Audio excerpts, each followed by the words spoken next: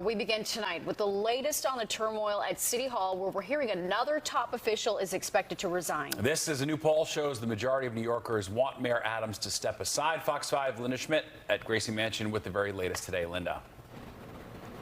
Yeah, here we go again. Well, a City Hall source is telling Fox 5 that there is another top resignation in the Adams administration. Right now, we're talking about First Deputy Mayor Sheena Wright. She is expected to resign as early as tonight. Now, there have been rumblings that she was going to resign since mid-September.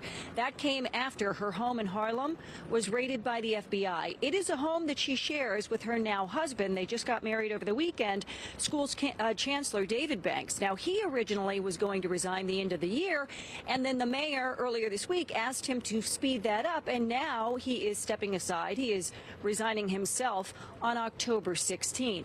But again, another major resignation in the Adams administration, and it comes on the same day that a new poll is out showing the poll numbers for the mayor are abysmal.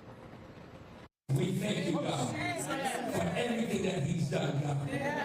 God, increasing black wealth, giving people opportunities, God. We thank you, God, for every door that he has opened, God. Mayor Adams once again receiving support from religious leaders in the black community while he fights a federal indictment.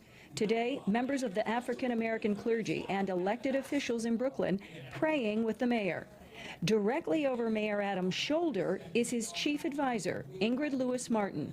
Agents raided her home last week, and criminal investigators took her phone. We got to stand together as one. The mayor also giving a thumbs up, arriving for Rosh Hashanah services at Tribeca Synagogue. But a new poll from Marist College has most New Yorkers giving the mayor a thumbs down since his indictment. 69%, including 71% of Democrats, think the mayor should resign.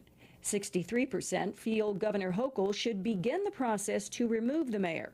65%, including 68% of Democrats, believe the mayor did something illegal. 24% believe the mayor did something unethical, but not illegal. And 81%, including 80% of Democrats, believe the mayor should not seek re-election. The overwhelming majority across boroughs, racial groups, age, gender, you name the group, people are saying that this is a major problem and they want to see the mayor step down. They saw one side of the story, so of course they're going to have that feeling.